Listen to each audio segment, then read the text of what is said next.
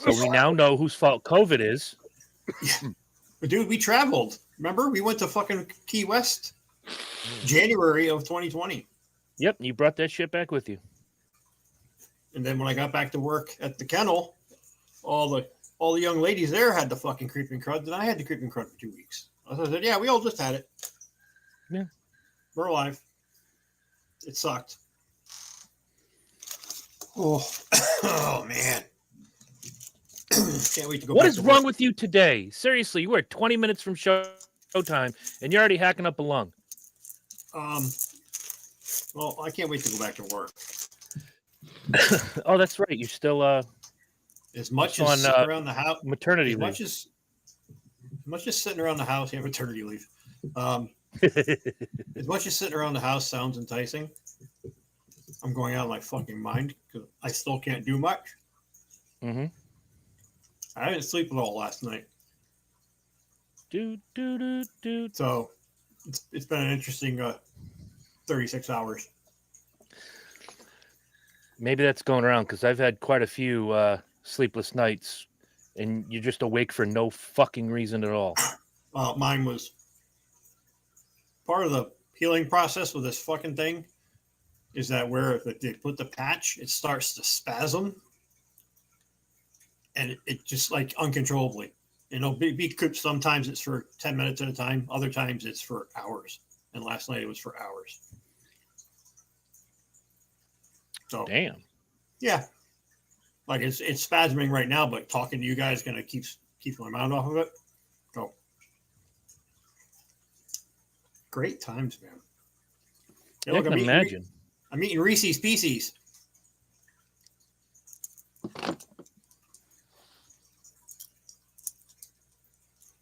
They're great.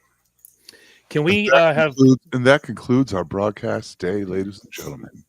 Can we please have legal pour through his contract with a fine-tooth comb and find anything that's a terminable offense? This is an at-will state. The show that produces the state is an at-will state. So that none of that is relevant. Whatever.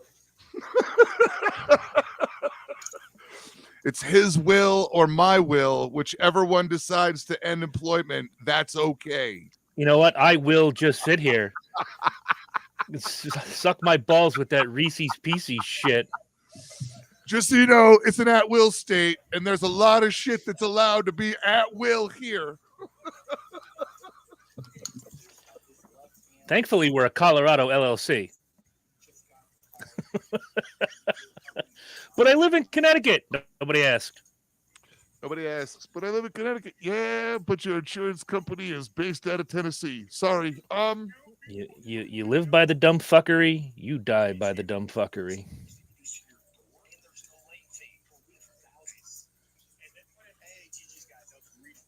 Oh man.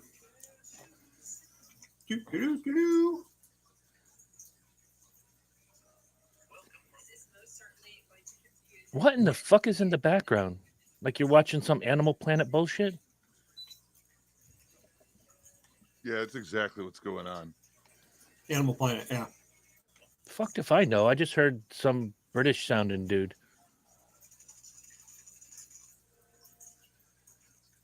What is this? Oh.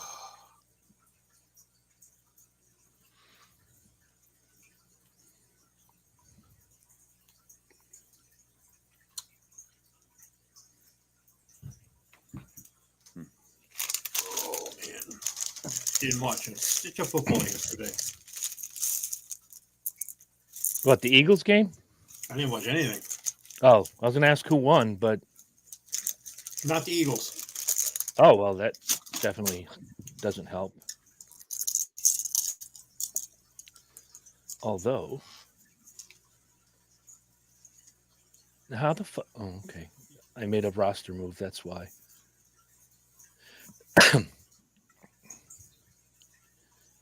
Yeah, I'm losing to a guy in one of our fucking leagues that has two players sitting out on his active roster. That happened to me in the Yahoo League. All my guys were like middle of the road, and he's got a guy on IR that he didn't even move. He had 2 guys in his active. My entire squad that I had active couldn't break 100 points. Damn. Fucking Jalen Hurts can suck my cock. Well, I can tell it wasn't in Billy's league because you have Baker and Drake May for some reason. Drake May got me some good points a couple weeks ago. Well, he's been playing a bunch of bums, Atlanta included. But I'm in 3 leagues and I'm in 3 sets of playoffs, man. So I am fucking rip run ready to go. Not me.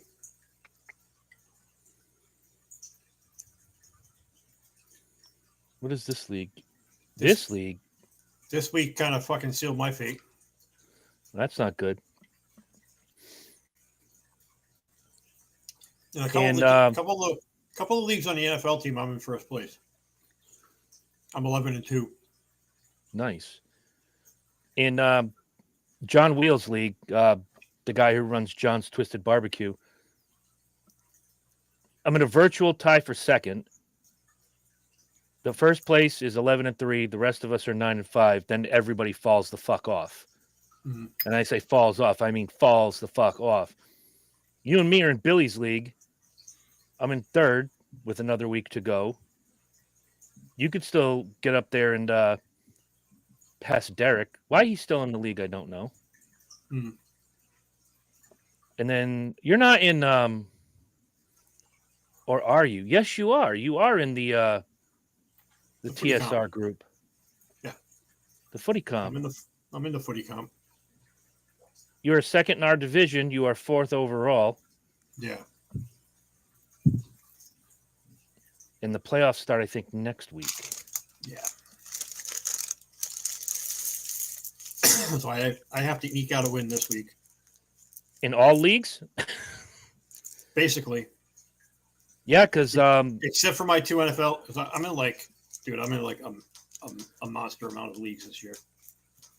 I can't remember which. We only have 3 Chris's in this league. You, me, and this Chris. I can't remember his last name for the life of me, but he's part of Big Duke's circle. Oh, okay. And it's gonna haunt me, and I'm gonna come up like mid-show and be like, "Bam!" That's his name. McCockton stuff. Yeah, right. Barry McCockiner. That's his name. Mm-hmm. He's the cousin of Harry Feltersnatch. Who am I playing this week? Oh, Tyler. Okay. Tyler's not having a great year, which is helpful to me going into the playoffs. Yeah, right. Now, see, if Tyler doesn't look at his team, he's got 3 guys on injured reserve in his starting lineup. Somehow, Tyler is still, let me go back to this. I don't know how you do this with that many injured motherfuckers. He's still 5-9. How? Duke pays it. I don't know, but Duke pays attention to his team every week, and he's rolling 4-10.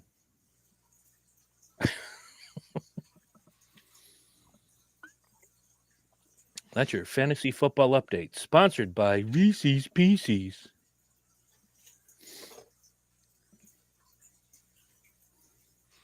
Seriously, Herm, we could have chosen any homeless bum to do this show, and he's got to pull out Reese's Pieces.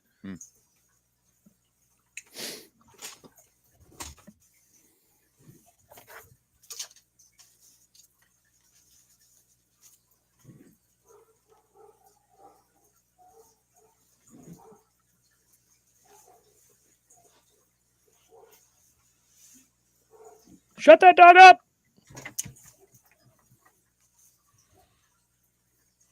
All right, which one of your animal kingdoms is that? Not mine. Okay. Probably mine. Okay. The wife just left for the gym. So. It sucks that she's leaving you for Jim. Blech. Dude. Dude. Fuck you.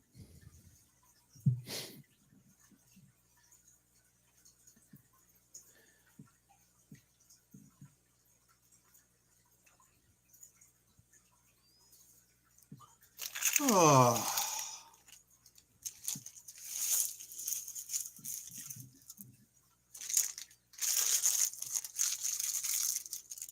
Reese's Pieces problem.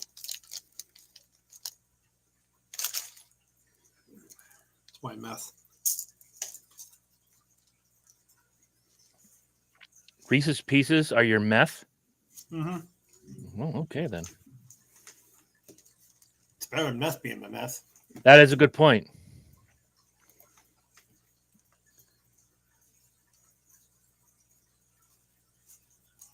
Yeah, baby.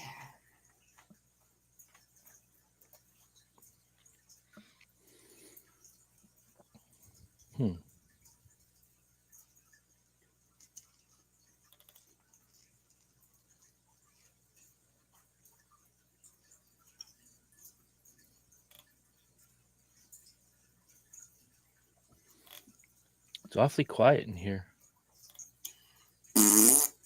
You're welcome. Aw. Gonna be like that, is it?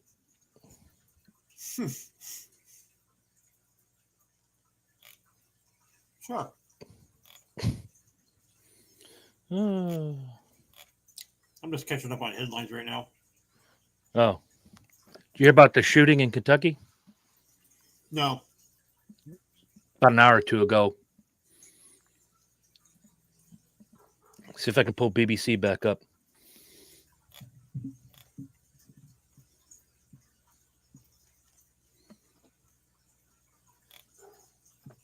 One dead and one injured. KSU. Students were shot near Whitney M. Young Hall. One student dead, one in critical.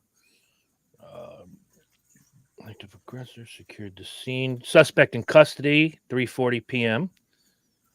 They're not really releasing the name yet. Campus is locked for further notice until it's not an active crime scene. And that's all the coverage I have. I will keep my eyeballs out for an update. Good.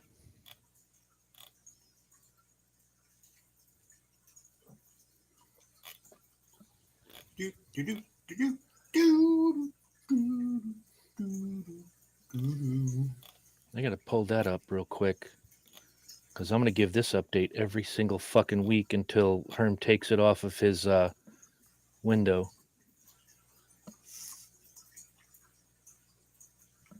Where's my stat? Okay, I got my stat. Oakley dokley.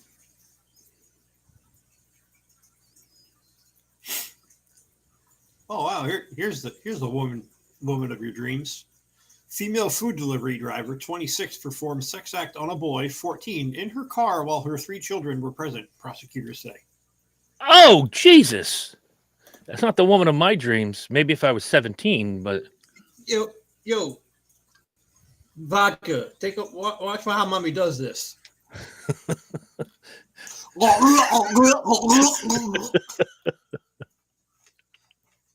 I call that. Can you shut those? Can you shut those kids up? They're ruining my enjoyment. Put a cock in their mouth, it'll shut right up. Mom, what's a Cleveland steamer? I'll show you when I get home. I gotta take a shit anyway. I thought you said his name was Todd. It is. Then why did you call him Dirty Sanchez? Yeah.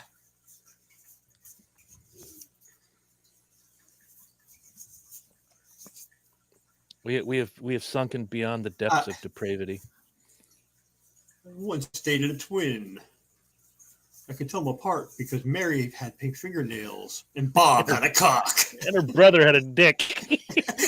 And Bob had a cock. Oh.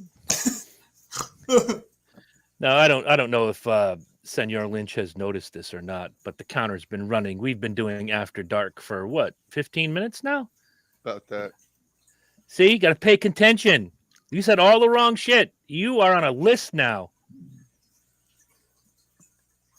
There's going to be government people showing up at your door wanting to know why you know certain shit about kids and back seats and sex acts. And did you guys hear a sound when I did that? No. No? We got ghosts and shit? Huh. Interesting. They're rappelling off the roof. If that window breaks next to him, Herm, and a dude dressed all in black comes through, don't say I didn't warn him. I tried to help. I really did. Wonder why that's not working. Anyway. All right. You want to hit the music? Not like we aren't already in a show, but let's put the show in the show, and we'll show the show how the show goes. I know that you know that I know that you know you. Yes. And now, Jabroni Studios, in association with Big Herm Productions, is proud to present to you, recording from an undisclosed location in Oakdale, Connecticut. It's Chris Burns. It's Chris Lynch. This is Dysfunction Junction. All right, fresh off an interesting weekend where everything I loved lost, in sports anyway. And I got another year older. It's another trip around the sun. Yay! Look, we got Ryan in the comments. We got Kahuna in the comments. Kuhn, I'll get to you in a second. First of all, welcome, motherfuckers, to Dysfunction Junction. Fuck yeah. Yeah. The usual baby. suspects. It's the Burn. It's the Lynch. It's Big Herm, Michael P.S. Herman. I'm not doing the whole fucking spiel. Kahuna, I'll get this out of the way. Kahuna sent me this shirt for my birthday all the way from Australia. It's, Ask the Leyland Brothers. If you haven't seen that bit on YouTube, go check it out. The song is catchy, and they actually do some fun stuff. So go check out the Leyland Brothers on YouTube somewhere. And my jersey guy actually got involved because I placed an order for Mark and a couple other people, and he asked me, what Falcons jerseys are you missing? Like, I just ordered a Darnell Mooney jersey. I've always wanted a Bijan jersey. I just don't know if I want to spend money on Bijan. Pete came through with next year's 60th anniversary jersey. Yes, Bijan Robinson, very nice. who single-handedly sucked the big, fat, hard one this weekend. But that's okay. The whole team sucked the big, fat, hard one this weekend. The Buckeyes lost. Fucking Falcons lost. The Bruins lost. I mean, I couldn't catch a break to save my life this weekend, sports-wise. If the Yankees were playing, they'd probably lose too.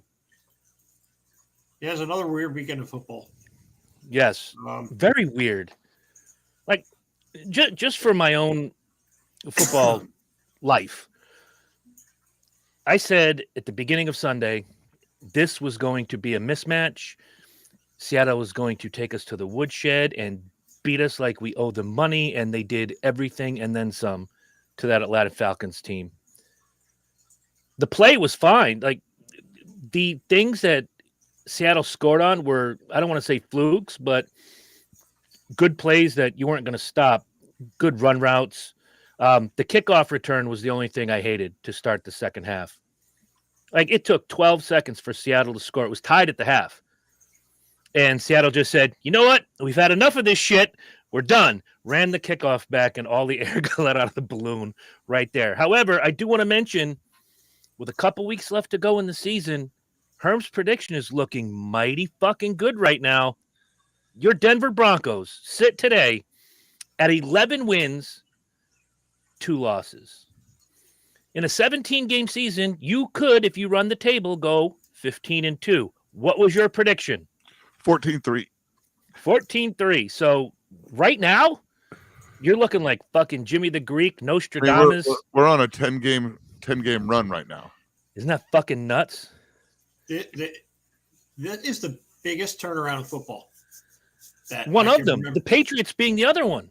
Well, I'll get into that in a second. You said something. You said something before we went live that kind of makes perfect sense. I think Denver is more of an impressive turnaround than New England. New England's schedule has been fucking soft. Look at their division. Look at their league. There's nobody else in that fucking league to really challenge them. I mean, and they've had a very, very easy schedule. Not saying that the talent isn't there. The talent is there. But I'm just saying it's like a complete fucking 180 from the last 2 seasons of the Denver Broncos. They were getting there. They were getting there. but it was messy and they just couldn't quite get through. This year, holy shit, it's turned on 110%.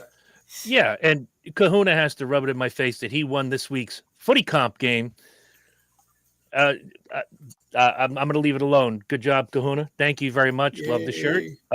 And I'm going to try the what do they call that? Chicken chippy salt to put a little bit on like this. It was tasty as fuck. I can't wait to try it on like food. The Patriots sitting at 11-2 is a lot different than Denver sitting at 11-2. The Bills aren't the Bills of the past, although they're still playoff contenders. Then you have the Dolphins and the Jets. Who else have they played? Atlanta. They've played New Orleans. You're right. It's been a soft schedule. And when I look at, the NFC South, which is where my team resides, if this goes one way, we got the Buccaneers on Thursday night, we could get a playoff spot being a sub 500 team. This is not the football I like.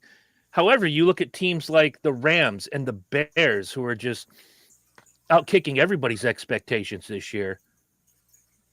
But yeah, you were right about the Patriots because none of us saw this coming. We repeat it week after week, and we're going to repeat it until they fall out of the playoffs in week 2. And I do think that team is going to show their colors once the playoffs begin, and Denver is going to show how it's done. Because right now, there is no competition for Denver inside of the AFC. Nobody. The Chiefs are not looking like the Chiefs. The Jaguars are on top of their division right now. You have the Steelers, who are perennial playoff teams, the Patriots, who are smoke and mirrors. I'm calling it now. I don't know who's going to be there for the NFC, but I'm calling it now. Write it down, put it on the blotter, throw it up on the window, and if I'm right, I may buy a jersey of this team. Write it down.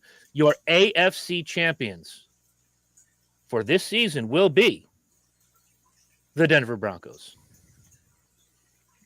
Ryan, I made the playoffs in 3 out of 4 fantasy football leagues, lost in one of them. It makes me feel like the Saints, who usually lose. Dude, don't talk to me about losing right now, okay? Don't talk to me about losing. Also, Denver lost. Denver doesn't lose in the first round. I am going to challenge you, Ryan.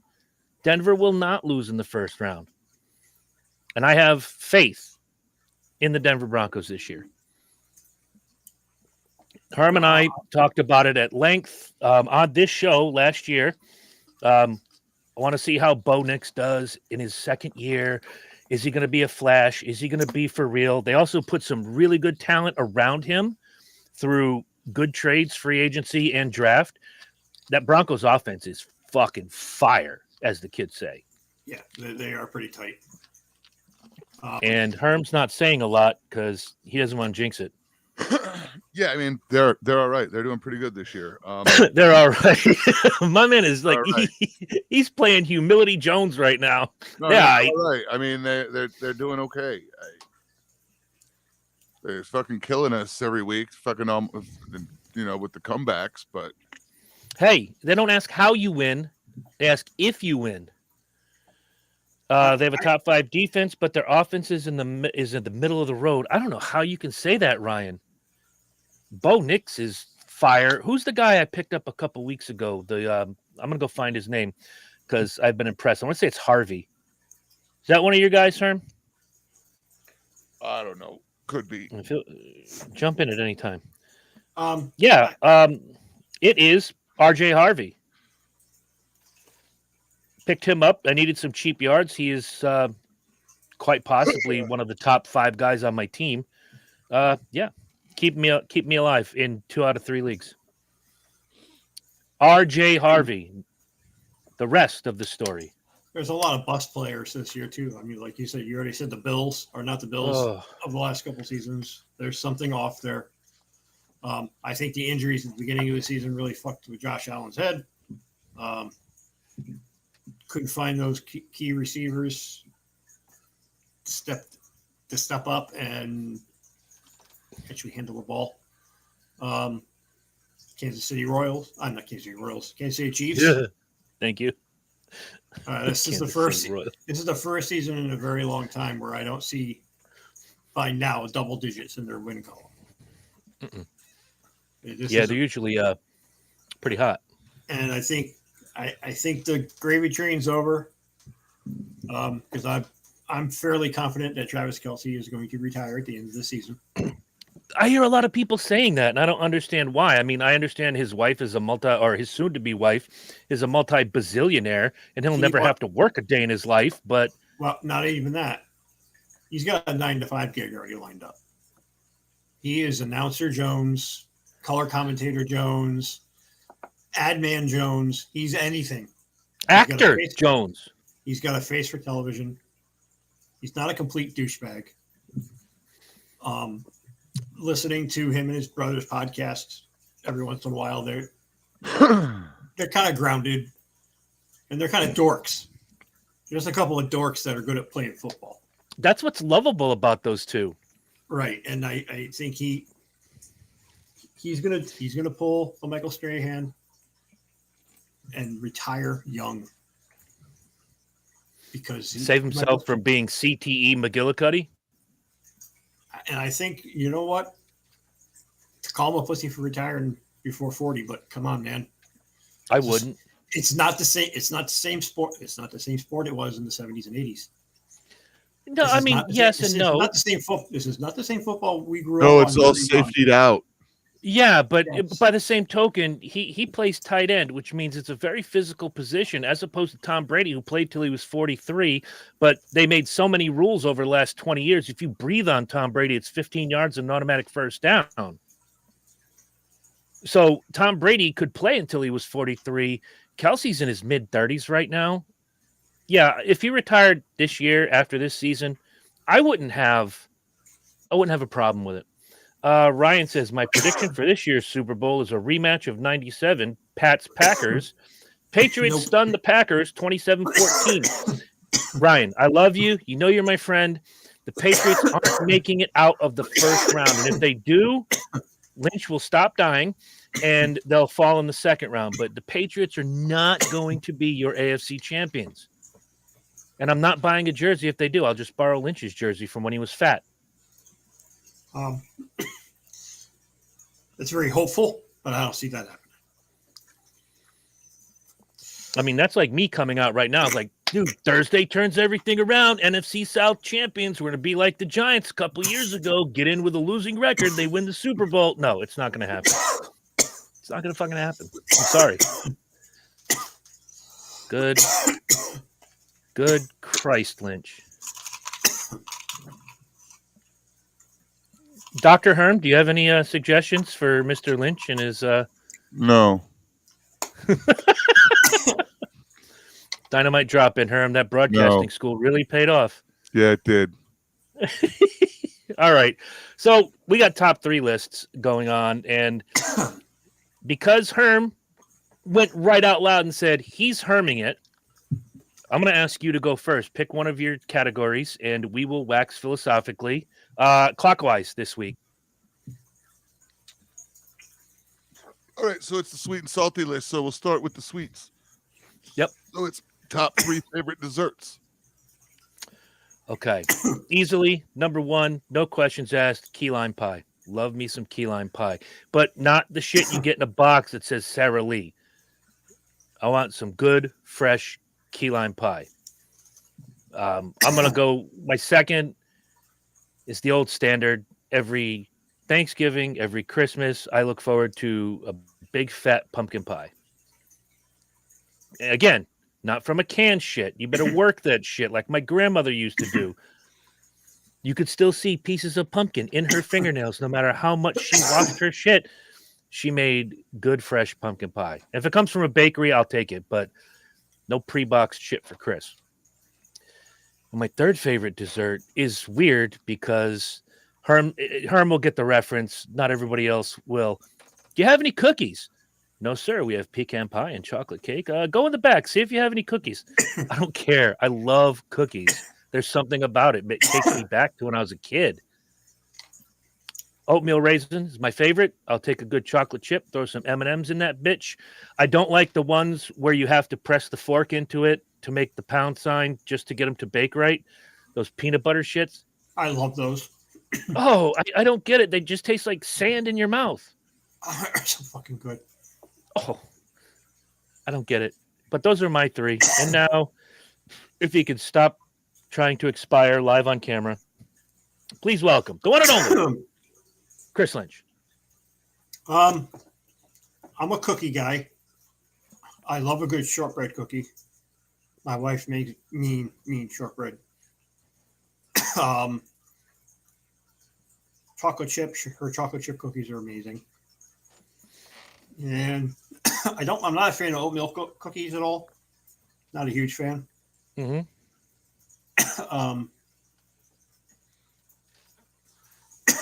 I don't know if you guys really know what it is, but I like Pfeffernuss. I'm gonna what? Pfeffernuss. It's a German, like, Christmas cookie. The little round balls with powdered sugar on it. Oh, is that what they call them? It would be the same Pepper. thing as the Italian white wedding cookies Yes. that are shortbread. They'd also be known as Russian tea cakes. Yep. Thank you for clarification. Now I know, and I'm with you. Yep. The I German love ones those. are usually like lemon, though. I love those. The German ones are lemon. The Italian ones and the Russian style tea cake method are usually like an almond or pecans as the nut. Say that again, please. Say that word again. Pecans. Yes, all of you out there who say pecans, line up and kiss my ass. Oh, they can say it any way they want. No, not in my house. Just like Reese's Pieces. No, get the fuck out. Always Reese's Pieces. All right, I'll let it go this time, Homer. Before we get to Herm, have you done all three, sir? You with the Cookies. candy. Yeah. Cookies. I love apple pie. Oh, can't go wrong with apple pie. And I love a good French cheesecake. Let me ask you a dumb question, and don't say it's made in France. What is the difference between like a French cheesecake and, say, a New York cheesecake? New York cheesecake is very dense and thick, where a French cheesecake is lighter and airier. It's a completely different type of cheesecake. Okay. When you eat New York cheesecake, it's like eating a cream cheese brick. Yes, very much so. When you're eating a French cheesecake, it's more like you're eating almost like a creme brulee texture. Ooh. Okay. Not quite that liquidy, but that's the difference. It's more velvety. It's smoother. It's silkier. And they do use different cheeses in a French cheesecake. Okay. It's not just cream. It's not just cream cheese and whatever else. It's cream cheese. It's Gruyere. Any really good melting cheese. Okay. Before we get to Herm, Ryan comes in with 1, pumpkin pie, 2, monkey bread, which I didn't know about till 4 years ago, but monkey bread kind of hits the spot, and homemade chocolate chip cookies. He also offers, Lynch, drink some water. It'll soothe your throat after that massive hit. You have been kind of, you know what? I'm going to get you just a DoorDash next week of tea and honey. We'll soothe your throat and get those dulcet tones to come back out. Or you could just be the singer for Amon Amarth. Way to go. Nice job, Tom Araya. All right. The chef is going to go, hopefully, to the edge of the earth for this one. Herm, your top 3 dessert choices. Top 3 dessert choices are Japanese cheesecake. Okay, let me ask you a question, and don't say it's from Japan. What? I know you know the question. I don't have to repeat it. Please. What is the difference between Japanese cheesecake and, say, whatever I'm used to?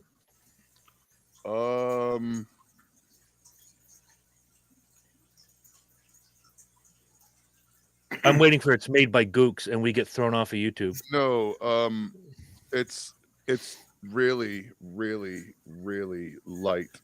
And oh wow, that looks like an angel food cake. Basically, it basically comes out like a sponge cake. It's a very intricate process. It's like it's basically some delayed cheesecake. But it's not as sweet. Okay. It's very light. It's usually referred to as a cheese cloud. Um, A cheese cloud. Okay. yep. But Very good. They're that's very, it. very good. That's it. That's one. My second would be a croquembouche, which Oh, is what? a Croquembouche. croquembouche. It's a very specific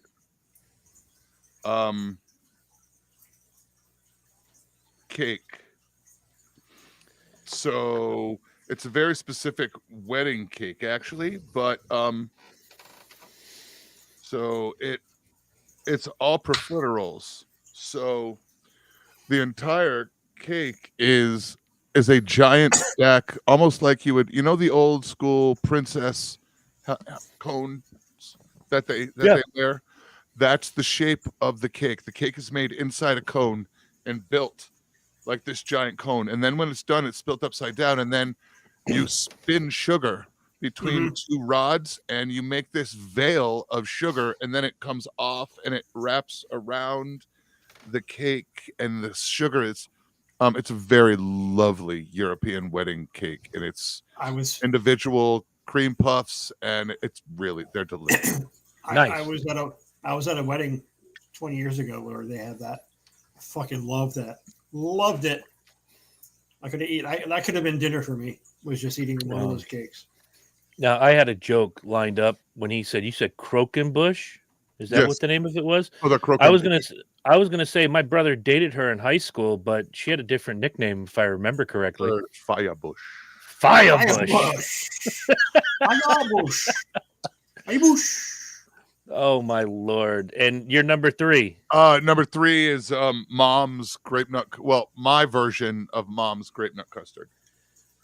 When you told us about that, was it a Thanksgiving ago or so? I've told you I want to try this dish.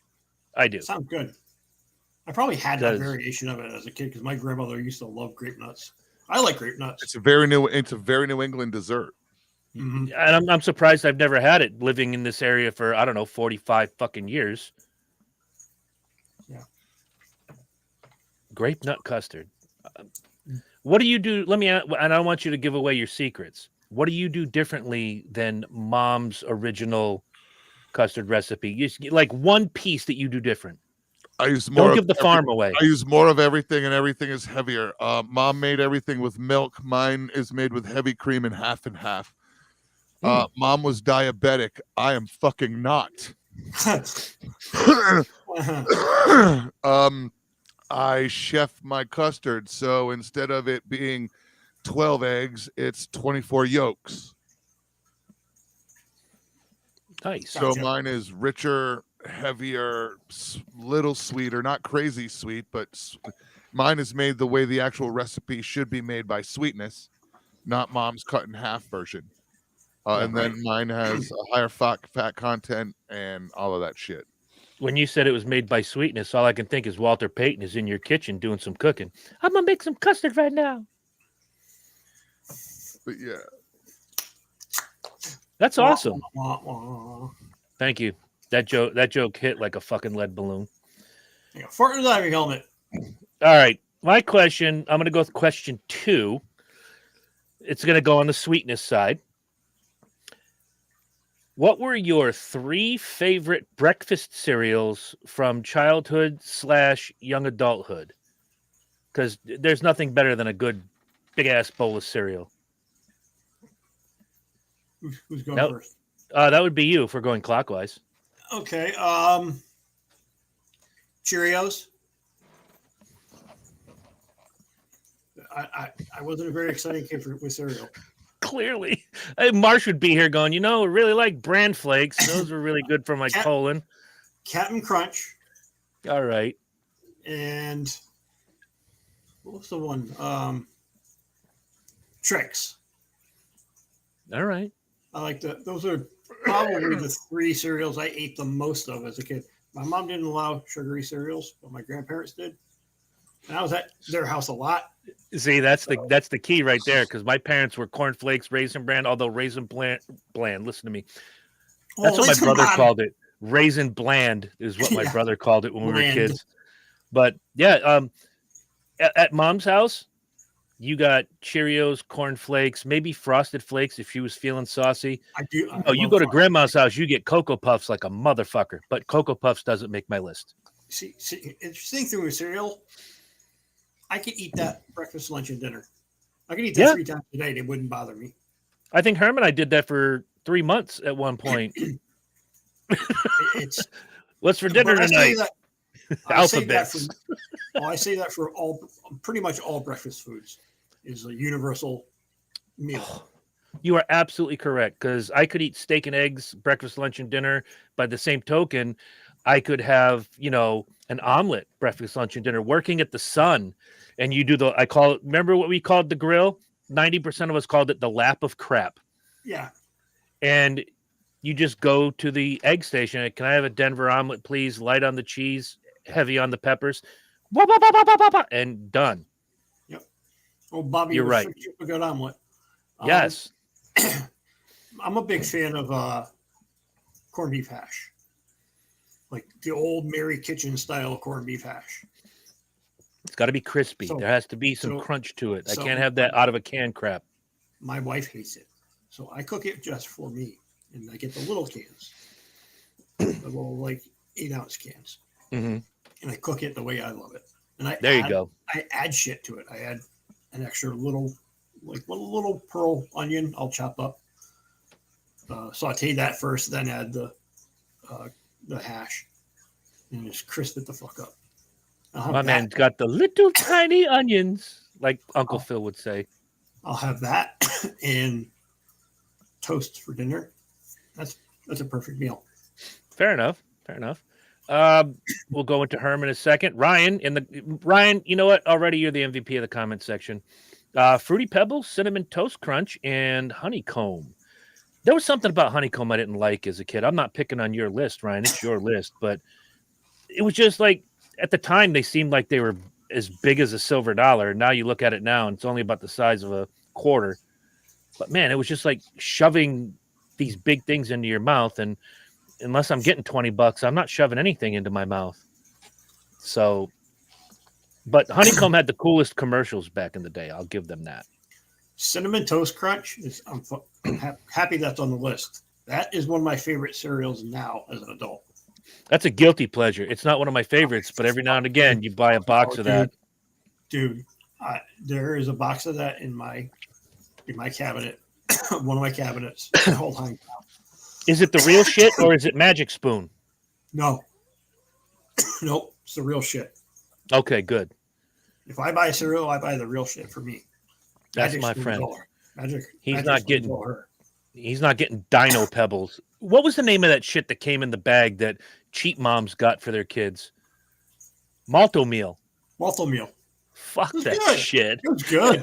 That was ass. No, it's actually the exact same fucking cereal, exact same recipe. What they're not doing is selling you 3 little midget motherfuckers around a bowl of Rice Krispies and a cardboard box to hold it in. It's good that you went that way, because I thought they were okay, but their Rice Krispie variety I always thought was ass. I don't know why. It just didn't taste right. But Herm, doctor us up with some good breakfast cereal that little Herm used to sit in front of the TV with. Those options were limited in my house, so they would have been Kix, Raisin Bran, and Honey Nut Cheerios, because Dad was allowed to have those. Okay, now go into young adulthood when we shared an apartment and we could do whatever the fuck we wanted. I'll allow you 6 for this. Raisin Bran still. I like, of course, Raisin Bran. I don't really like a shitload of sugary cereals. Like,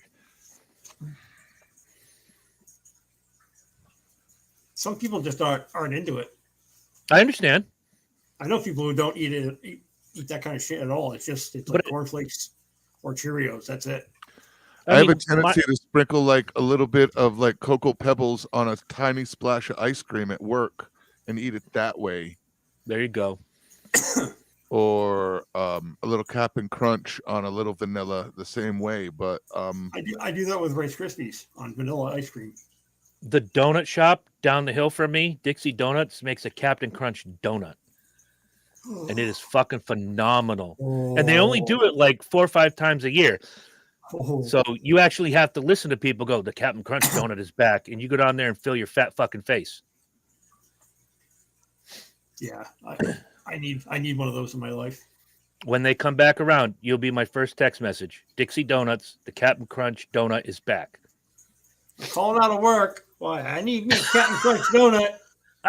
He's going to have another little Hendry pop out from Captain Crunch Donuts. Even hernia Henry.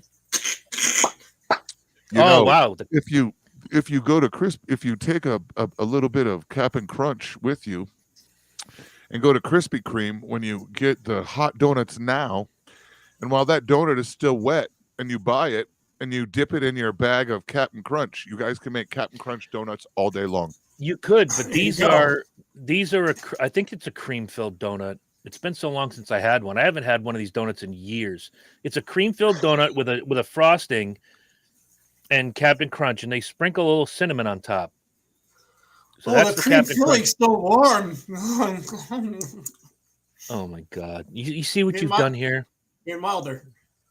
You see what you've done here? You started this.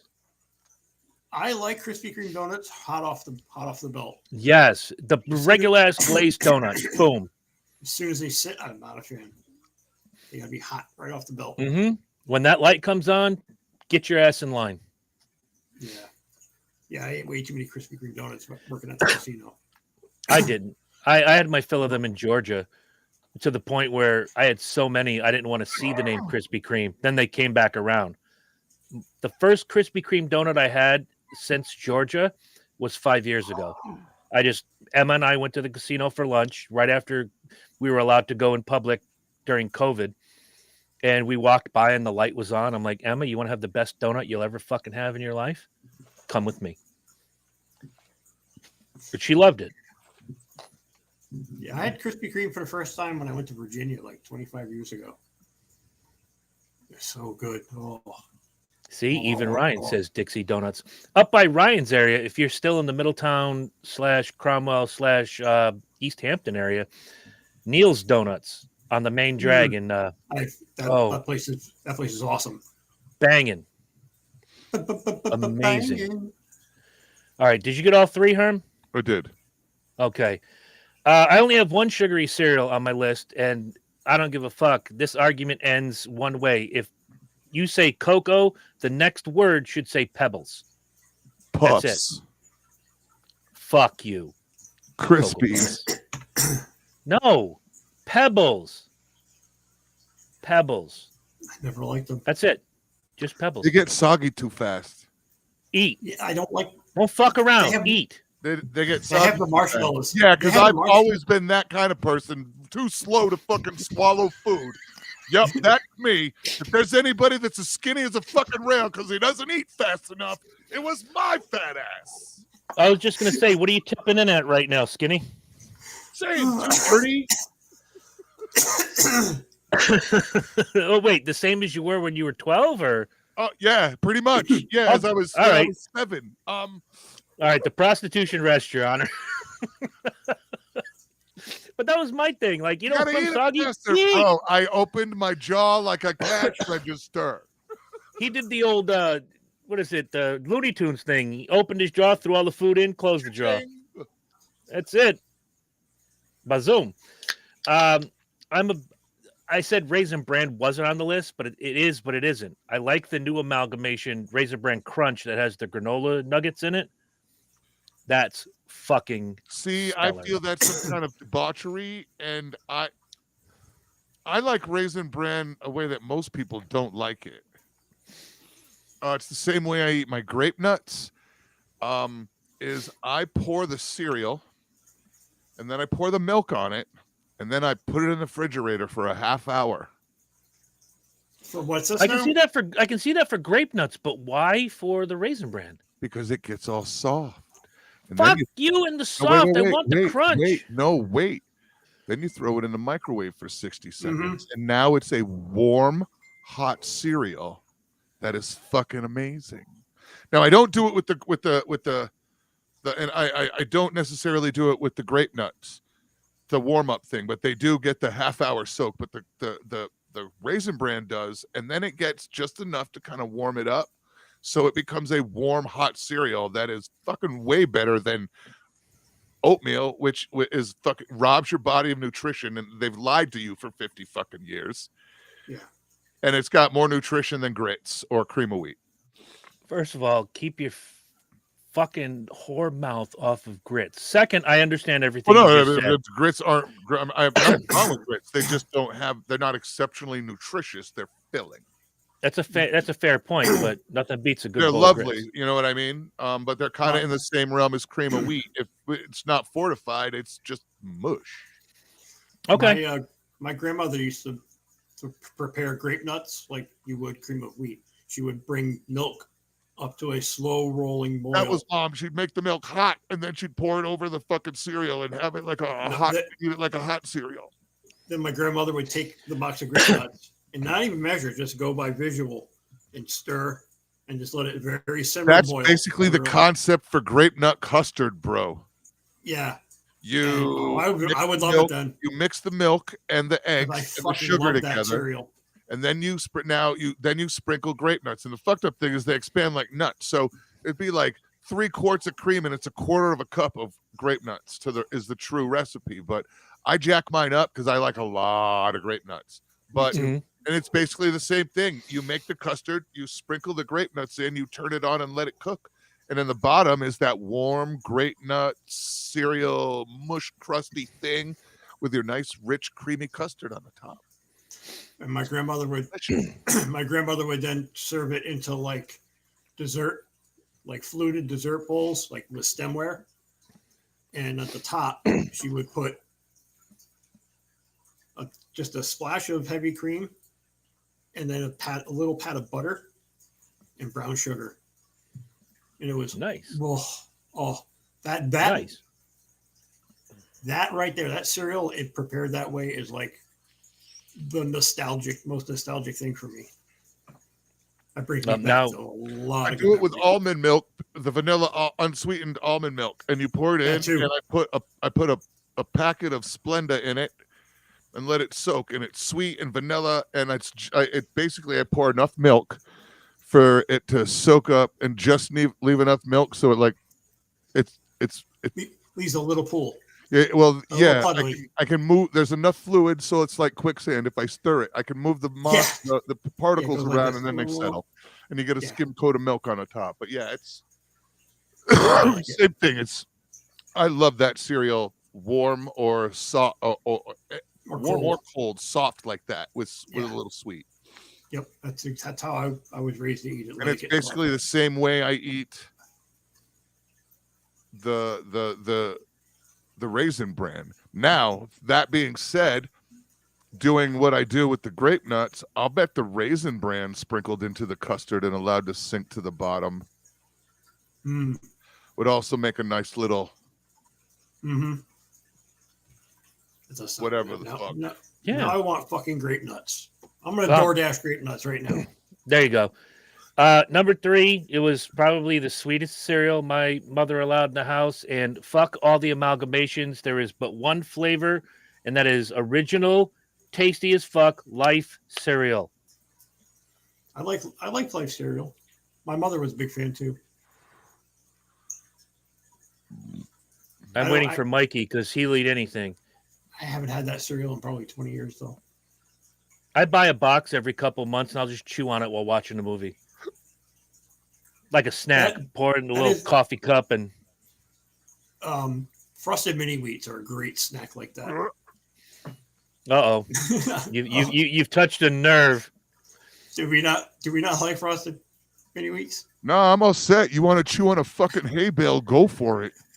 But it's frosted. I'm not a motherfucking goat. But it's frosted. I know that was going to be the argument too, but it's frosted. Yeah. And if I rub frosting on my ass, how many of you are jumping in line to eat that? Nobody. His beard might tickle your. Look, you His can beard sprinkle might 30 tickle your pounds of taint. sugar on a fucking bale of hay. It's not going to make it taste good, just sweet. I will. In Lynch's defense, when it came out a couple years ago, and by a couple, probably in the last 10, when they made the strawberry frosted mini wheats with the dehydrated strawberry in there, that was good. That was good. So fucking good. But I might be on Team Herm on this one because you're eating frosting for a half a second and then you're just destroying your gums. The little ones. My mom bought the big sponges. My mom bought the bricks. The woman's crotch sponges with a hay bale inside it. All right, she'd rip open her feminine napkin pack and pull out a small bale of hay, and I'm thinking, where's she gonna stick that fucking thing? That ain't gonna be comfortable. Then she'd crush it into fucking shards of wheat fiberglass and destroy your and gums. Then just drizzle it with milk like that was gonna fucking improve it. No. Like, you gotta pour hot milk over it. Hold on, let me drive over it. Make sure he's really dead. No. You gotta pour hot milk over it. What the fuck? You gotta let pour it sit. No, you gotta pour it in the trash. My grandmother Here's the thing. to buy those. Here's the thing, though, with frosted mini wheats. I know my mom loved them. She probably still has a box in her cabinet somewhere. It might still be from 1987. I was gonna say it could be still from the Reagan administration, and that's the thing with that cereal. You can't tell when it's stale. True. It tastes the same. True. But it arrives fresh, stale. Okay. When did we make this? We made this today, 4 minutes ago. It's stale. Yes. It tastes stale. Right. Put some frosting on it. Right. Put some sugar on it. Sell it.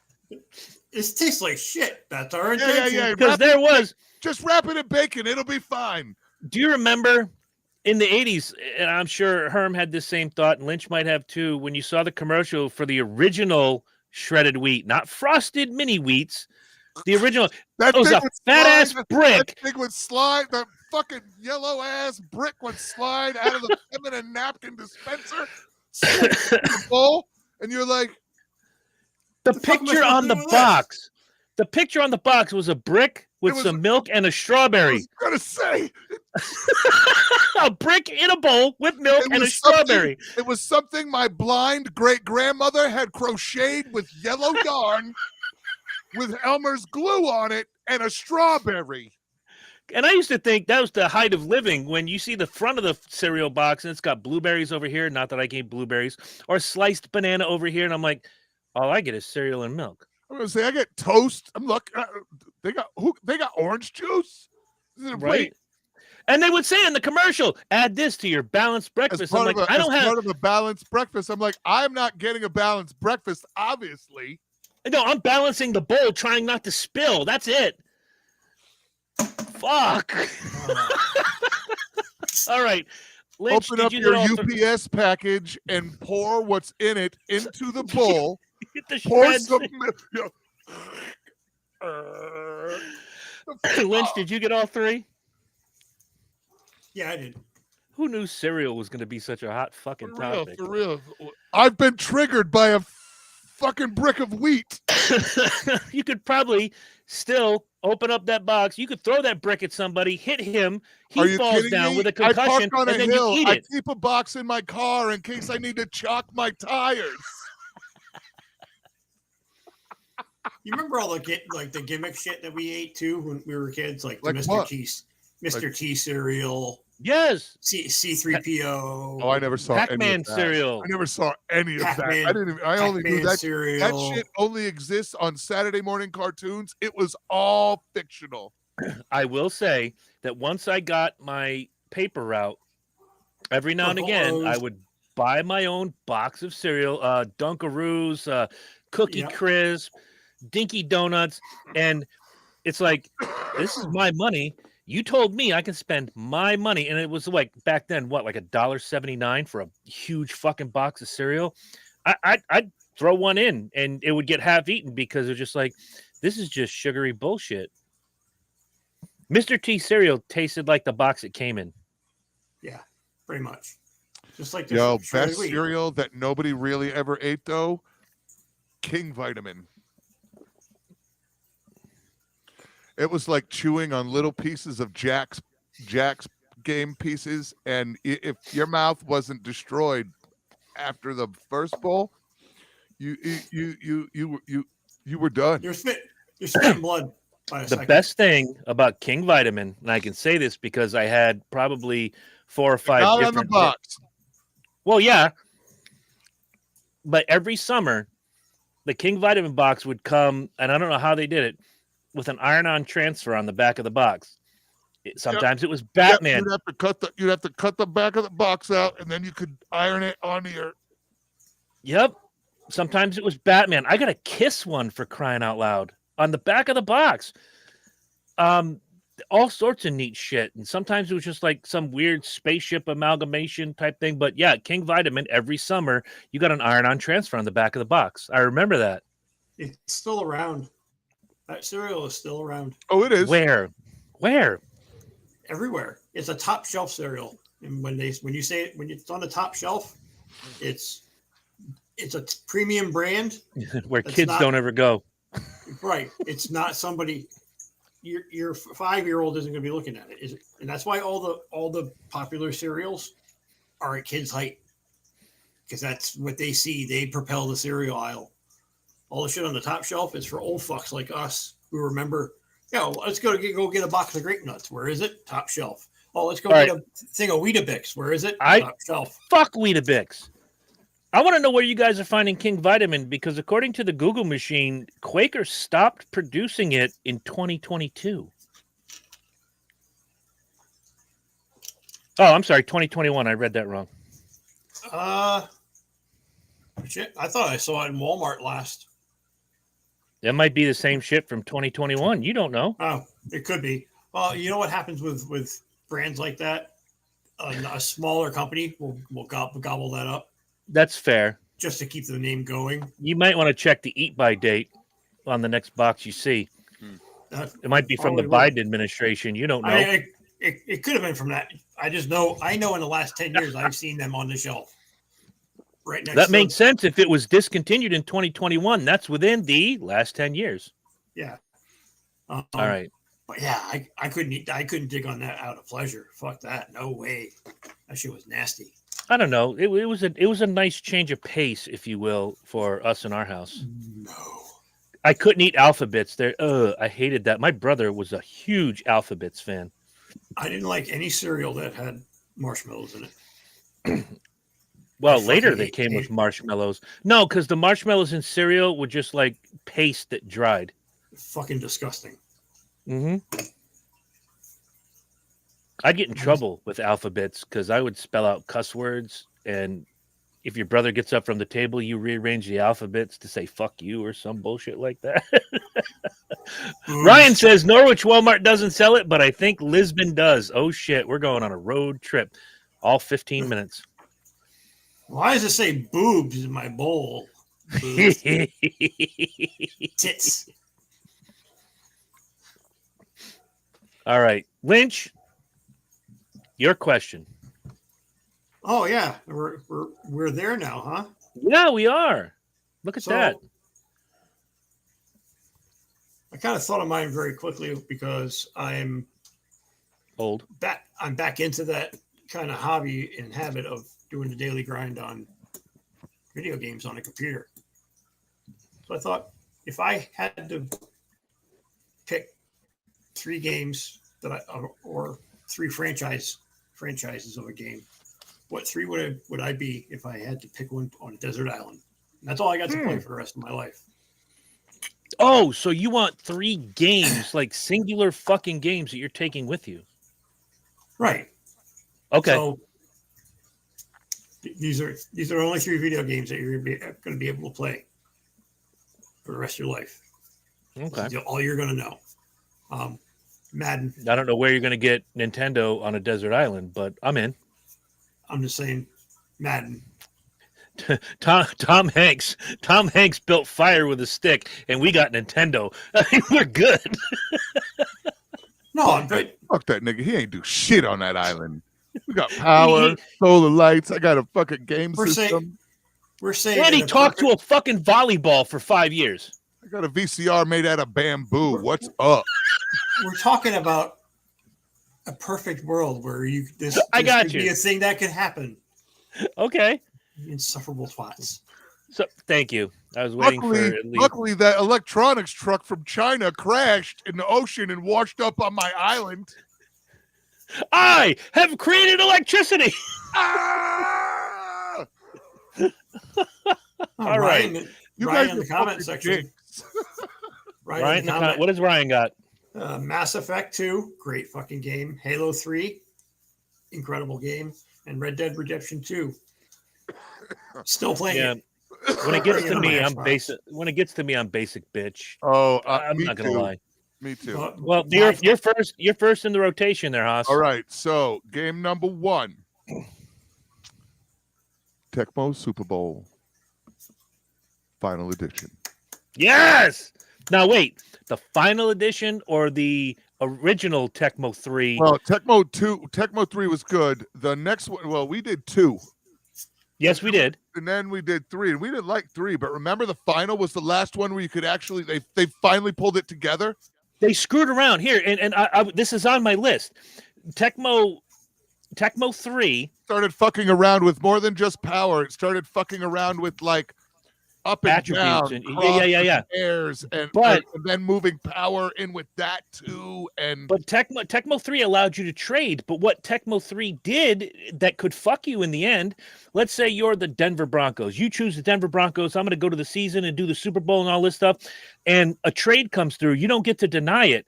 They just tell you, Kansas City has traded Christian Okoye right, they would just for John Elway. They would just take your shit away. They would just take your shit. And I was like, fuck this game. And they stopped that in the final. Yes, the 6 Final months was- later, well, they brought the final they did it edition. an okay, you had to okay a trade or That's deny right. a trade. And 3, the trade just came through. They swapped your mom for your quarterback. Yeah. You lost Dan Marino for a box of tricks and a can full of Folgers crystals. Yay! All right, so Tecmo Super Bowl Final Edition. Final right. edition, I'll take, yes.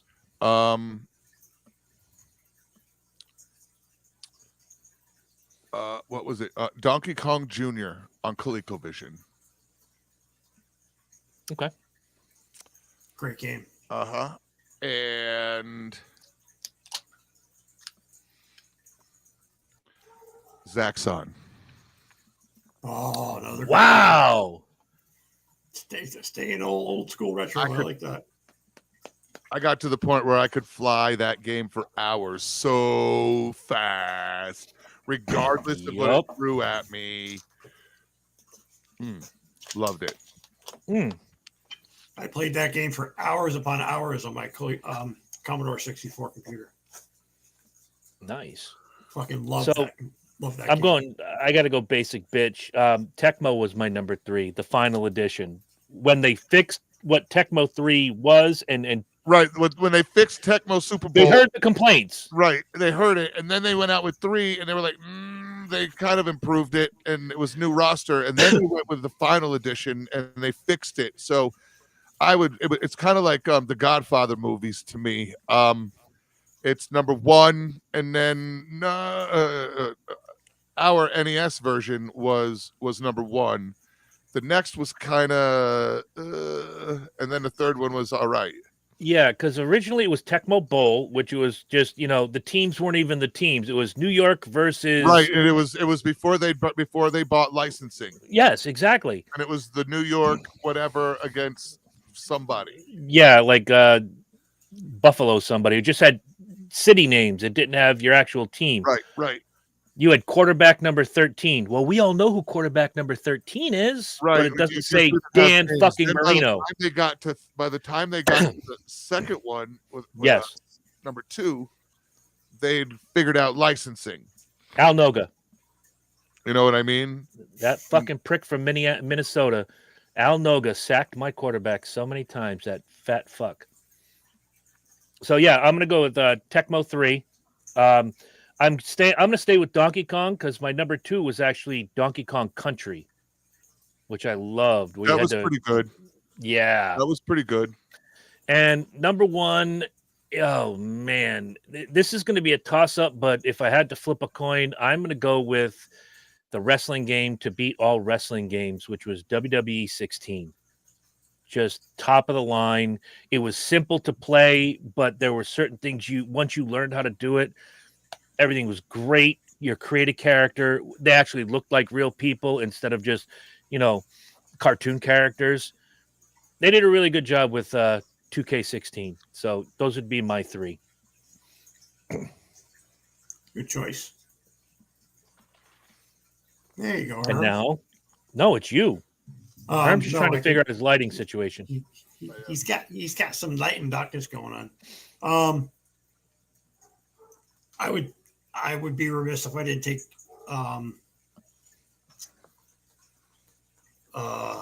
Qbert along with me. That was one of my favorite games. I loved Qbert back in the day. Favorite arcade games. Qbert was pretty good. Do you remember when it came out on Atari and they told you to turn the joystick? You just rotated your thing, thing up, down, right, left. Yep. Yeah, I remember that. I love that game. That was what I played before bowling league on Saturday mornings. Waiting for the bowling league. Ryan, you can't have 55 fucking choices. You already put up your 3. Deal with it. NBA Jam's on the list though. Nice. Number 2. He's on fire. Anything in the John Madden franchise. Yeah.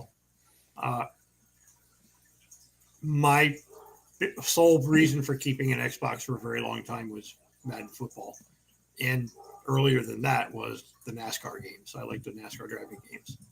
I just played the newest NASCAR game the other night at Mark's house, and I got to tell you, it is tremendous. Yeah, it looks great. I haven't tried it yet. Fucking phenomenal.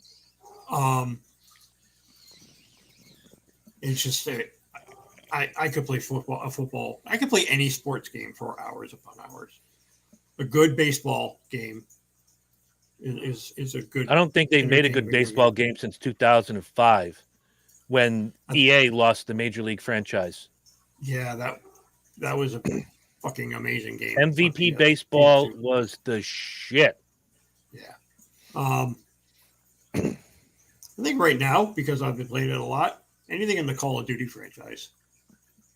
I'm not the greatest at games like that. I'm okay. I do pretty well. I mean, I end up at the top of the leaderboard 85% of the time.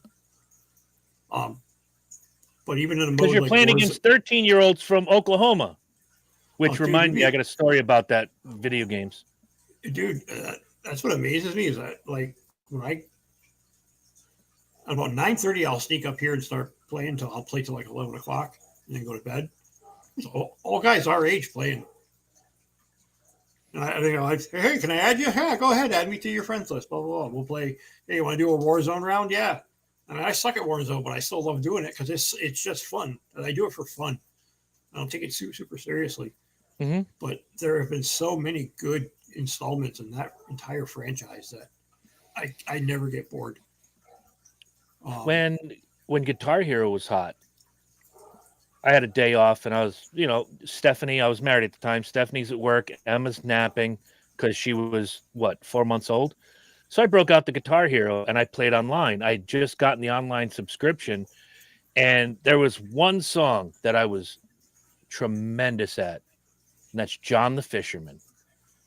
So I signed on and I got into this one-on-one battle and I'm playing and I got the headset on so I could listen. I'm rocking out the John the Fisherman. I got 99%. The other person got 100. He was like, yeah, I whipped your ass. But he had like this really high-pitched voice. I'm like, man, can I ask how old you are? He goes, yeah, I'm 11. Unplug the fucking Xbox immediately. I am not going to be shown up by an 11-year-old. Fuck you. I'm doing this for fun. I'm just trying to have fun. And this 11-year-old is taunting me. I will come to your house and beat the shit out of you in front of your parents and say you should have raised him better. Dude, you know what? Games like Call of Duty, Fortnite, Battlefield, they monitor they record the voice chat and the text chat now. Of course. And it'll buffer for like 20 minutes. So if at the end of a match, if somebody reports you, so people report each other all the time because they're just dicks. Yeah. If you didn't do anything, if the company reviews it, you didn't do anything wrong. He's just a good player. You didn't like how you played. Right. But if they report you for harassing behavior, they'll fucking shadow ban you in a heartbeat. Then they'll give you a little bit. Then they'll give you a little bit of freedom. You can play, but you can't use the voice chat or the text chat. Right. And if you get another occurrence, boom, your game is toast. You can't play another Activision game. Period. Not just this title, Activision. Yeah, they throw you out of their any title that they own. You cannot play ever. God damn. Yeah, they take this shit seriously. Nice. Okay. A game I wish they would crack down on is Roblox. Roblox is very, very popular around the PDF file type people. A lot of nasty shit going on there, but they're making strides. Okay. All right, so we've reached our second question. Okay. Okay. We've reached our second question, and this one goes to Herm. Feelings, okay. Yep. Drugs are bad, okay. Drugs are bad. They're minor attracted person. Okay. No, they're fucking sickos, is what they are. Anyway, Herm, you got a second question? It would be the salty side, so it's your favorite snack chips. Okay. The first two are going to be ridiculously easy for me. Regular, basic, red bag Doritos nacho cheese. Second, the Lay's in the last several years came out with the kettle cooked chips. I am hugely into the sea salt and cracked pepper variety, although the jalapeno is a close second. So I'm going to put those in the same bag. I'm making a mix. I'm herming it. I'm putting the sea salt and cracked pepper and the jalapeno kettle cooked chips into one bag. The jalapeno kettle cooked ones are pretty good. Just you honestly, I just buy the Walmart brand. They're just as fucking good, if not better. But if I'm at Walmart, you're absolutely correct. Kettle cooked brand, those specifically because they're jalapeno. Yes, we get a premium chip at work, Miss Vicky's, which is your high end Lay's. They're on my list, bro. They're on my list. They have a jalapeno chip that is delicious. When I go to Subway and I get my tuna sub, it's Miss Vicky's jalapeno chips. Oh, those are Lay's. So basically, all those is Lay's kettle cooks. They're just marketed different, but now, you guarantee any Miss Vicky's product is usually is premium. So okay, that's awesome. But my third one is no longer in service. It's kind of like our phone number from back in the day. Herm and I probably overdosed on every variety, but mine was the dark russet, the crunchers, black bag, white lettering crunchers. The dark russet variety was the bomb. Nothing beat it. I could buy 2 bags of those and eat both bags in one night, and then call Herm and be like, "Hey, on your way home, since I'm too lazy to get up, you want to bring me back 2 bags of crunchers?" And I just basically ate 2 bags of potatoes. But he doesn't ask questions. He only answers. He goes, "Yeah, I'll do it. I'll hit ShopRite." Boom, 2 bags of crunchers, dark russet, were on the table. Goddamn, when you asked that question, I already knew that crunchers were number one, even though I can't get them anymore. They don't exist. And no one really does a good dark russet chip that you can get in the New England area. So if any of you out there in La La Land can find me a bag of dark russet potato chips. Cape Cod brand actually has a specific russet kettle cooked chip, and they're all cooked dark that way. I got to find them. Find them. If you can DoorDash that to my house, I'd be great. It is my birthday, by the way. What'd you get? I got a bag of chips, and I was fucking psyched to get them. If some asshole comes to my door, do you order these potato chips? I will slap the shit out of somebody. Maybe I'll slap the delivery driver. Also, sir. Yes. Utz. Utz does a dark russets. Bring those shits to the southeastern Connecticut area, please. And it is a dark russets. Fuck. I got to get my hands on. I don't think they're ever going to beat Crunchers, but let's be honest. What does? They had the honey barbecue. They were the first to have fucking honey barbecue back in the day. I am not ordering potato chips from Amazon. Dude, do you have an Amazon account? Yes. When we were looking for food, when we want to try food that we can't find locally, Amazon is always the first place we go. Number one, you're not wasting a trip on gas going 45 minutes away where they might have it. Order on Amazon. It's a little bit cheaper. If you have Prime, it's free shipping. I do. Try it. You don't like it. All right. I'll give it a shot. And if I'm wrong, I used to think the same. I used to think the same way, but you know what? It is what it is now, man. Yes, we have our food delivered to us by FedEx or whoever the fuck else the carrier is for Amazon. It is what it is. I mean, we had ShopRite. We had a ShopRite delivery yesterday. I did that once because I was telling Emma about a candy that I loved when I was a kid, and when I looked it up on Google, it said it's not produced in the United States anymore, but Canada still produces this candy. So I bought a box for $50-something plus the shipping, yada yada. I wanted a whole box. Bonkers. Do you remember Bonkers? I remember Bonkers. I wanted her to try Bonkers. I wanted to find the Freshen Up gum with the liquid gimmick inside that turned your teeth green. Yeah. Oh. I couldn't find it. Thank God they don't sell that shit anymore. That was like the fucking worst. All right. What are your 3 chip gimmicks? Then we'll get to Ryan in a second. Chips. I'll have to say. Salty snacks. Chips, I guess. Yeah. Was it chips? Salty snacks. It could be anything. Doritos, like you said, plain red bag. I'm a huge fan of a good sour cream and onion potato chip. Yeah. Or much like you, a sea salt and cracked pepper. Or just not wavy Lay's, but just plain Lay's potato chips are just phenomenal with a grinder.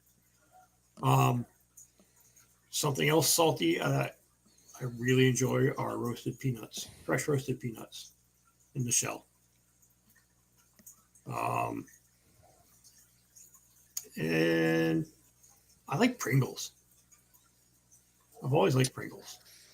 There's something I used to like the Pringles. I am not going to lie, but there's something about when you first open it and the first half of that cylinder are all intact and wonderful and tasty, and the bottom half is all pieces. Yeah, usually what happens. If I ever got an entire cylinder of Pringles where everything stayed the same, that's it. I've reached the end of my life. This is what I've been hoping for. I don't know if they still make them, but they did a limited run of hickory smoked Pringles that I saw at Walmart that were really fucking good. They're really good. Because a lot of those flavored shit is just way too obnoxious. Pringles, they do it right. It's just enough flavor. Some flavors I just don't like, but they're their dill pickle variety is a little bit overwhelming, but everything else. Yes, everything else is just enough flavor. Their pizza ones are fantastic. Those are good. All right. Those are mine. And now, the guy who made the question, the Herminator. All right, so Salt Lick. No, bugles. Oh, you put them on your fingers, don't you, Freddy Krueger? No, I never did, but I liked that you could dip them in something and hold the end, and they were long enough that you could dip. And the dip stays inside. Yep, a little bit, like a little cornucopia of loveliness. Of flavor, like a cornucopia of flavor. My man went there. I did. Frito Scoops. Those were phenomenal. Those are my favorite corn chip. I love especially Fritos, with chili and those cheese. specifics. Those specifically. Yep. For taco dip, they work for any of that heavier shit. Any of your like heavy 7-layer bean dip, shit like that. Lovely. And the number one would be the mid to late 80s by Keebler. It would be Tato Skins. Tato Skins! I can still hear that jingle in my Tato Skins got baked potato appeal because they're made with potatoes and skins that are real. They were awesome. They ate better. They were crunchier and they had better flavor. They were good for using for a dip. They were awesome. Sorry. They still have them and they're still an option in my house. Oh my God. Tato Skins. I remember that. I'm gonna be singing that song for a fucking week, and all the young people that I work with who speak English will be like, "The fuck are you talking about?" Tato skins got baked potato appeal because they're made with potatoes and skins that are real. Just do yourself a favor tonight, Chris. Yes. Fire up the YouTubes. And just do 70s retro commercials. Oh, I do that all the time. 70s and I do that all the time. Commercials. Juicy fruit is gonna move you all the time. Yeah. Fuck. I'm a pepper. You're a pepper. Pepper. Wouldn't you like to be the 7-Up commercial with George Brett? Yes. Fuck. All right. Before that's everybody. So then I'll get to my question. Ryan says, Cool Ranch Doritos, Doritos loaded taco, and Lay's sour cream and onion. First of all, anybody who eats sour cream and onion can suck my balls. I hate that shit. Fuck you. It tastes like vomit. It smells like vomit. But that's just me. If that's your gig, you do it. I did say on this show 3,421 years ago that if I had a superpower, I would shoot sour cream out of my belly just to make everybody happy. I don't have to like it, but I'll support it. All right. My question, my third one, this is a little deeper, is your top 3 songs that make you feel something deep when you hear them. And it could be any genre, it could be any fucking song ever in the history of ever. But just tell me what those 3 songs are that make you feel something deep down inside of you. And of course, Ryan says, yum, vomit. Go. You know what? Go to Neil's Donuts, get a sour cream and onion donut, and shut the fuck up. All the love in the world to you, brother. All right. Well then. Who's the bearded fella? Lynch. Your top 3 songs that when you hear them, it turns on an emotion.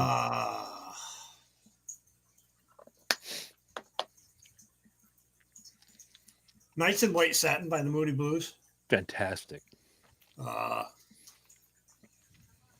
That's a nostalgia hook for me. Dad loved that song. And then I learned to play the flute and the keyboards because of the Moody Blues. So skin flute. No, that was just on my own. I was an amateur. Herm is mouthing some shit. No, I'm back. I'm all set. I had to say some shit that Mike didn't need to pick up. We would have loved to have heard it, though. No, you didn't need to. I didn't say we needed to. We'd have loved to have heard it. I could see her reflection in the window. That's fine. She came back from the new McDonald's. It's all good. Who's texting me during the show? You rat bastards. Go ahead, Lynch. Sorry. So that's one of them.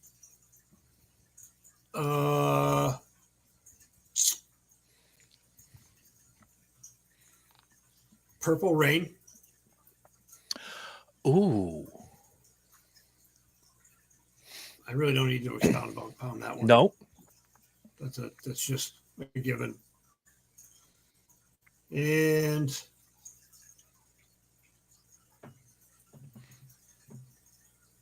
oh man, this is a.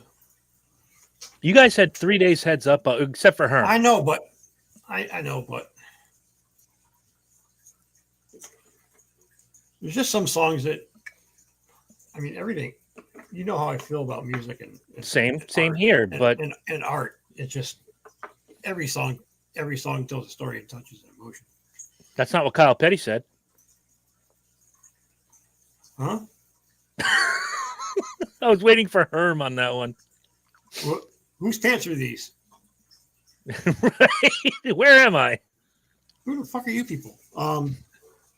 Is this child mine? Wonderful Tonight, too, by Eric Clapton.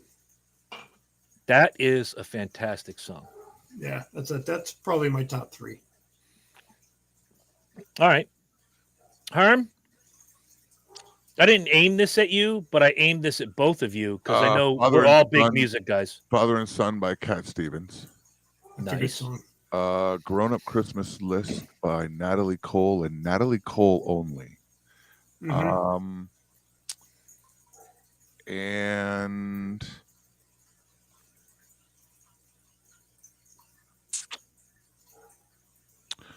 Porch Swing Angel by what is it? Muscadine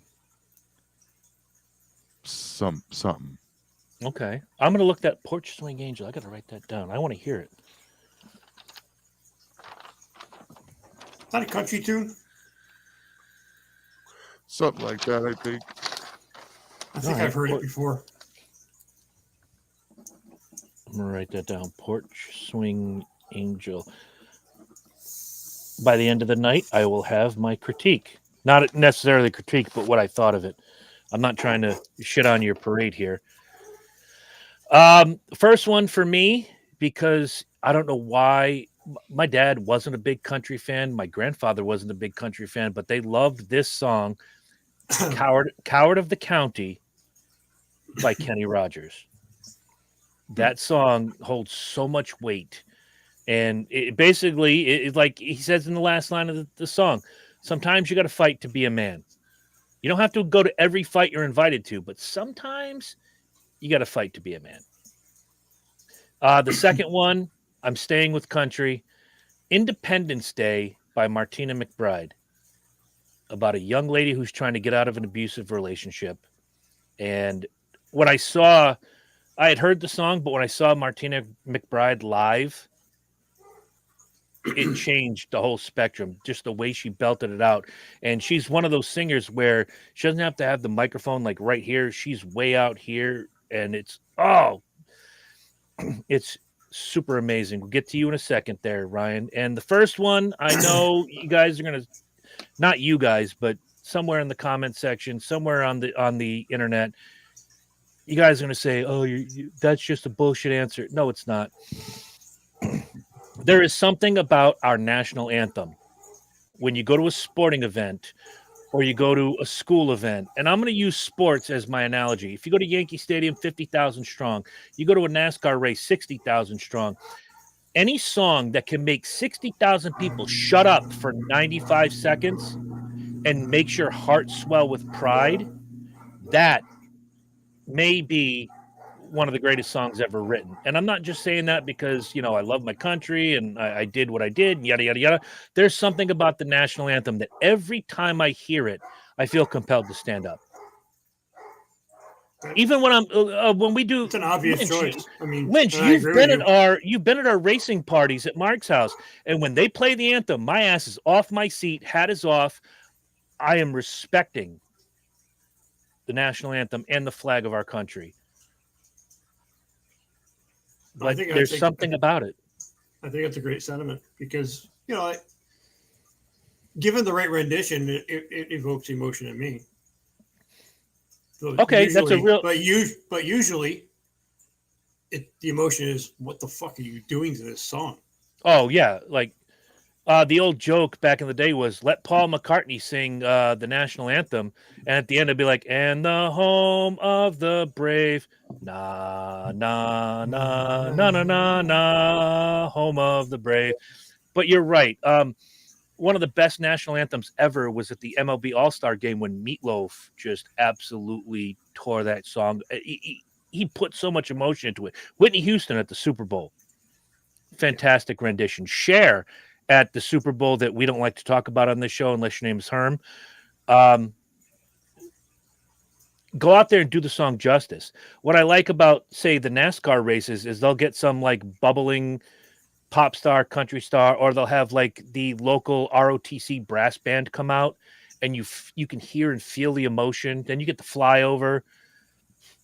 I don't know. What's your favorite? I'll go around the horn. What's your favorite rendition of our national anthem? Lynch. Whitney Houston. You said it. That was one of my favorite that I can remember. And I do remember the Meatloaf rendition as well. Those are probably two of the most memorable in the last 30 years for me. Before we get to Herm, there was one that came up on my feed recently where a gentleman from England did our national anthem and really did it justice. And that was Bruce Dickinson from Iron Maiden at an American football game and did it real justice. And he wasn't all flamboyant. He just sang the song like it was meant to be sang. Well, he's a terrific singer. Without question. Outside of metal, his voice he has a very terrific voice. Same with Joey Belladonna, who did the national anthem at several different places. Herm, what's your favorite rendition of the national anthem by a famous person? Anyone where it's just an instrumental. Real? So like Joe Satriani at opening day at like Oakland back in the day. Fine. Ace Frehley at Arrowhead Stadium. Exquisite.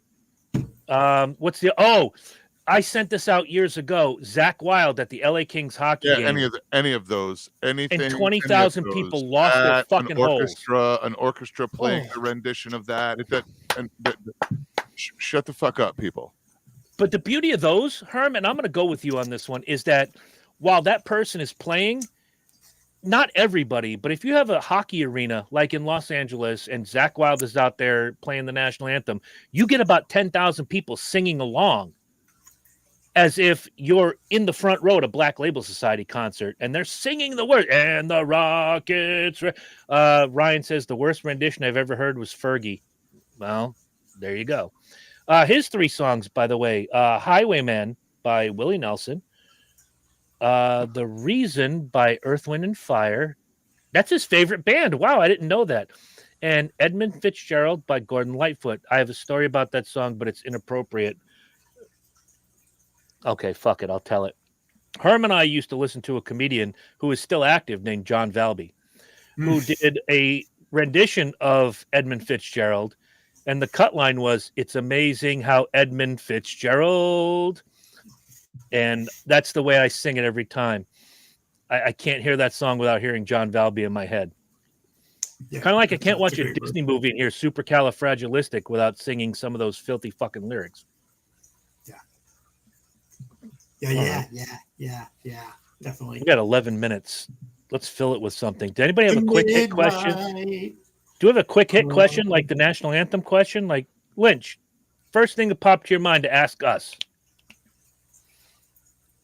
I don't know. Fantastic. I know more about you guys than I know about myself, for Christ's sake. That's pretty strange because I know more about me that people don't know, but you already know this because you know me better than you guys know me better than anybody. So, yeah. All right, Herm, if you won the Powerball or the Mega Millions tomorrow, whatever's at $879 million, what is the first indulgent, selfish purchase you would make? Ooh. I've been thinking about this because as that number goes from 879 and nobody wins, I don't buy tickets until it gets to like $900 million. There's a reason for that. But Herm, what would be the first selfish purchase you made?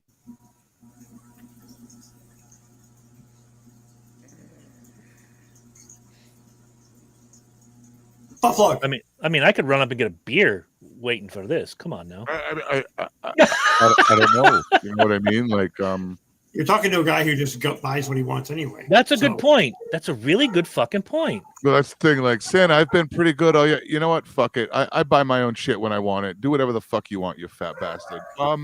If I don't have it already, I probably don't want it. Fair. I don't know. Maybe a nice chunk of land. Is that really a selfish purchase, though? Yeah, it would be. It would be the size of the chunk of land I want would be.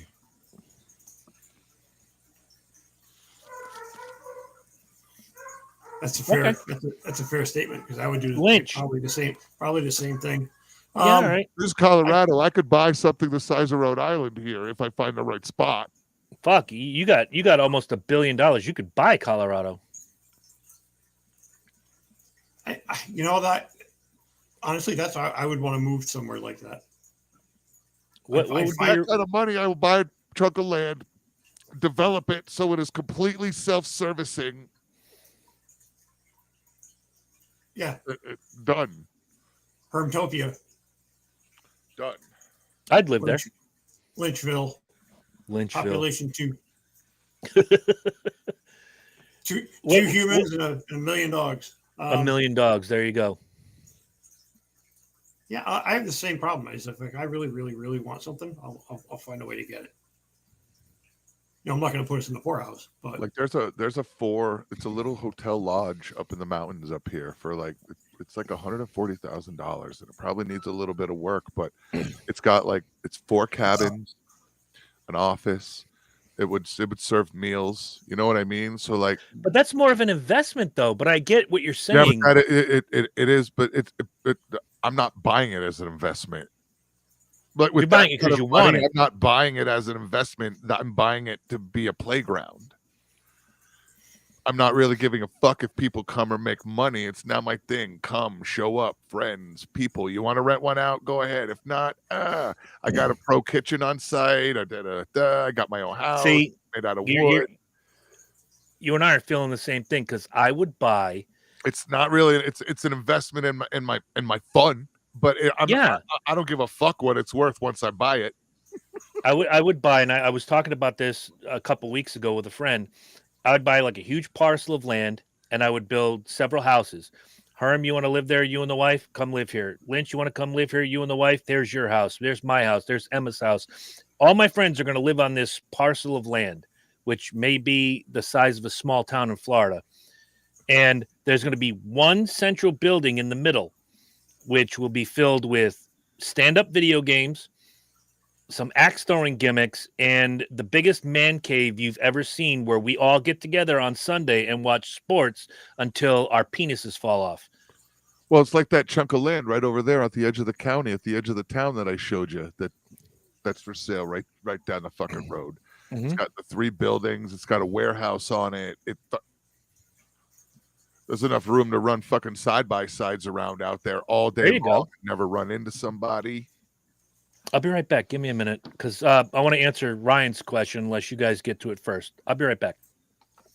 We'll be here. No, I totally do that. I buy like a fucking ranch and just make, if I need it, build it. You know what I mean? I've become a little bit more self-sufficient. I follow this guy who homesteads on YouTube. Pretty cool dude. He's been doing it for like 15 years, and it's grown. He started out in like this little shack, little 350-foot square shack, and now he has multiple buildings on his property, and it's all self-sufficient. Solar for power, solar charged batteries for power. He makes his own running water by using the streams and shit. It's amazing. Raises ducks and chickens for food, for proteins, has multiple gardens, and just runs in the town for, odds and ends he needs. It's pretty cool. It's pretty cool. But I'd love to live on just a fucking, like a cattle ranch or something out in Colorado or Montana, in the middle of fucking nowhere. I want a shooting range, I'll build one. Build my own. You know what I mean? I got to land. I'll just push some dirt around and build one. I'll build me an outdoor 4-lane enclosed shooting range and hire a guy to be the armorer when it's active. Yeah, I'm hiring. Come on down. You're here for an 8-hour day. Me and the buddies are gonna go bang out about in the back 40. That's the kind of shit I would want to do if I had stupid amounts of money. to burn between now and the time I die, fuck yeah. It'd be all about us. What did I just walk into? No, I'm talking about like you kind of expounding indulgent purchases. Okay. Like if I had $1 billion at my disposal for the rest of my life, I want a shooting range. Fuck it, I'll build one. There you go. I'll buy like a ranch in Colorado or Montana or something like that. I can build an outdoor one, 4 lanes. Fly you guys out. Hey, come on. Yeah, Sunday or Saturday afternoon. We're shooting bang bangs at my house. I want, and I would hire the best person to do it, but it has to be the old school go-karts that Herm and I used to ride at Cartway. I want a scaled down version of Daytona Speedway in my backyard and invite all of you guys over and let's have our own Daytona 500 in my backyard. That would be cool. That'd be it would. But again, none of these souped up gimmicks that, no offense to some of our Speedway review guys who have done kart racing, not this supercharged Foxwood shit. I want the old school lawnmower pull tab gimmick Schnabitz Fernum, and let's go old school kart racing. That would be cool. That would be wicked cool. I would build 2 tracks because I don't want to exclude Herm. I'd build one to scale of Daytona and one to scale of Watkins Glen. So Herm can have fun too. Because Herm was badass on that little road course at Cartway. My backyard, it would be a combination go-kart and shooting range. Hey, if we both hit the Powerball, we build on the same plot of land. There you go. We'll shoot guns while we're driving. We'll shoot at each other. Right? Fuck you, Herm! You motherfucker! Got him. Hey, Burns, don't forget about your drive-by at 4:15 on Friday. I'll be there early. Welcome to the Daytona 500 in Burns and Lynch's backyard. Make sure you have your bulletproof vest and Kevlar helmet on during the race. Yeah, keep your hands inside of the ride at all times. That's it. And if Bob Jenkins were still alive, he would call the action. There you go. Fuck. All right. Ryan says he'd buy a 60-foot sailboat and float around. I don't know if I could do that only because I get seasick. That's your dream, bro. I could spend an extended period of time on the water. I couldn't spend the rest of my life on the water. That would drive me crazy. But yeah, doing a boat trip like that would be cool. All right. I'm going to rapid fire his question. Go ahead. Sorry. Lynch's compound. Go ahead. I want to rapid fire his question, Ryan's. We got to be quick because we're running out of time. We've talked about it before, but for Ryan's sake, we're going to do it now, starting with Lynch. Top 3 favorite movies of all time. Go. Close Encounters, original Star Wars, 2001: Space Odyssey. Herm.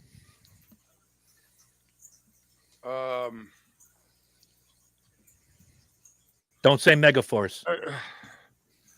I don't even know how to answer this fucking question. What are the first 3 movies that pop in your head that you love? They don't. That's the point. They don't. There isn't movies that fucking pop in. That's why when we do this as a topic, it takes me all fucking week to figure out.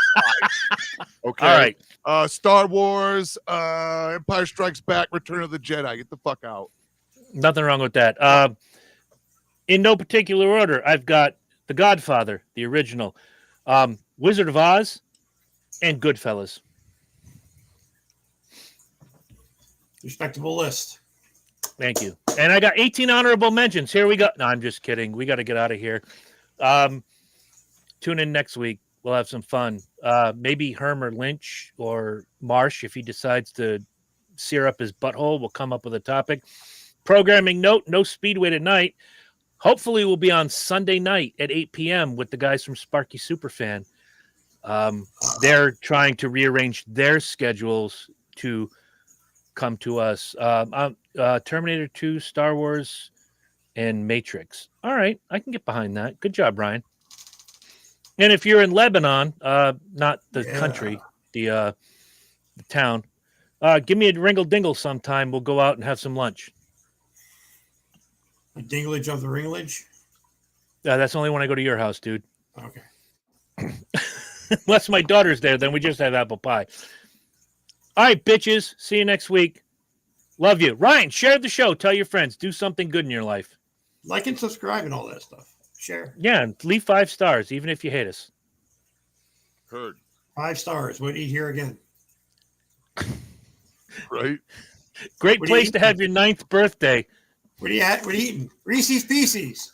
Shut up. Oh, the week after New Year's, I already have 17 reviews. We're starting 2026 off with 1-star strip club reviews. Yay. Always a good All right, time. play the music or something. I don't know. Word.